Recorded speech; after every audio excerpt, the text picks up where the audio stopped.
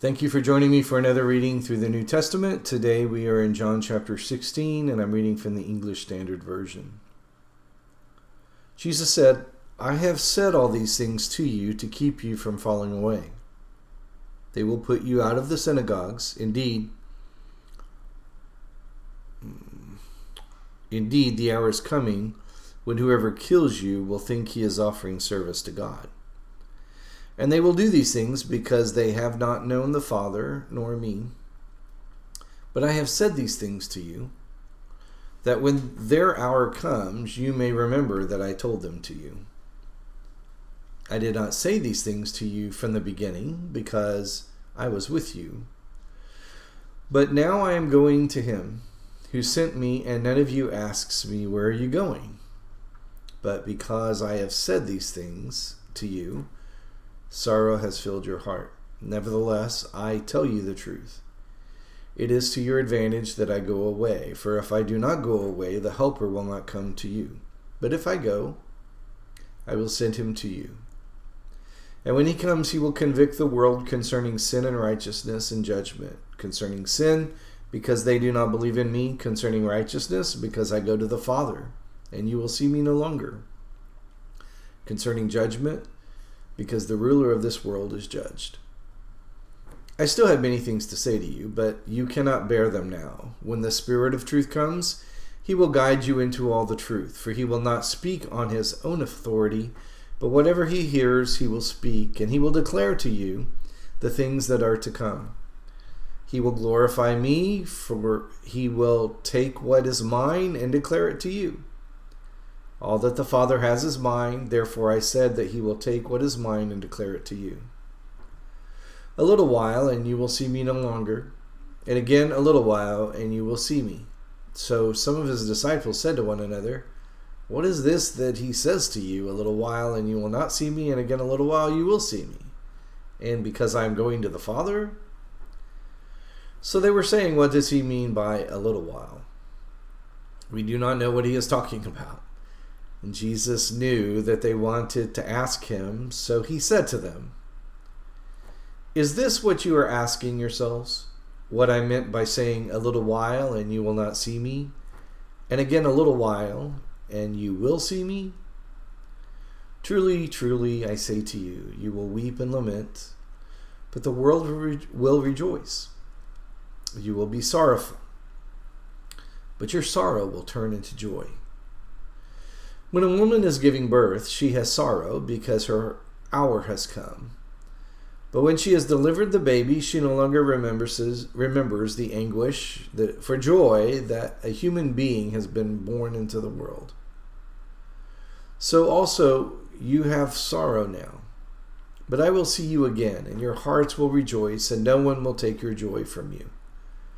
In that day you will ask nothing of me. Truly, truly, I say to you, whatever you ask of the Father in my name, he will give it to you. Until now you have asked nothing in my name. Ask, and you will receive, and your joy may be full. I have said these things to you in figures of speech. The hour is coming when I will no longer speak to you in figures of speech, but will tell you plainly about the Father.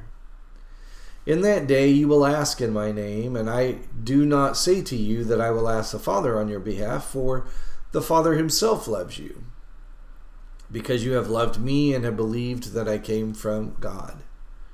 I came from the Father, and have come into the world, and now I am leaving the world and going to the Father."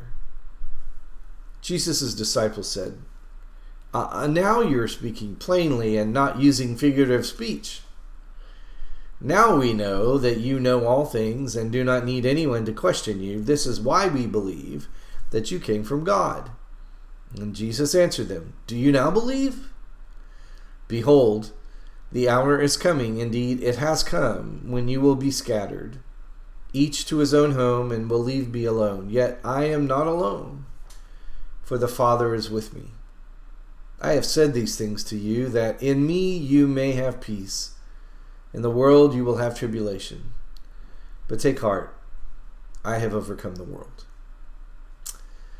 The finishing of this part of the dialogue between Jesus and the apostles is full of some irony, but really the declaration of how enormously Jesus loved them and affirming to them how much the Father loved them. And he tells them that, now you believe because you've made these connections. I don't think he's making fun of them. I think he's telling them, well, I'm glad you believed, but there's still more ahead of you. And in the world you will have persecution. Those are the things he was alluding to all the time. But it would be that belief, it would be that faith that they have in who he said he was that would pull them through all of those difficult times. And he said, in the world you will have tribulation, but take heart. I love that Jesus says that to them. As he says it to us, John 14, verse 1, let your heart not be not troubled. Believe in me. And so here he affirms again, believe in me. I have overcome the world. So in the darkness of wherever you are today, or if there is darkness ahead of you, the assurance of life after death, the assurance that no darkness can pull you down, is not found in how much you have, where you live, who you know, except the one you know who has overcome the world. Because we follow in his steps, because we follow in his way, we have the certainty that we too will overcome. Thank you for joining me for this reading. Join me again for another reading through the New Testament, making your weekday strong with the Word of God.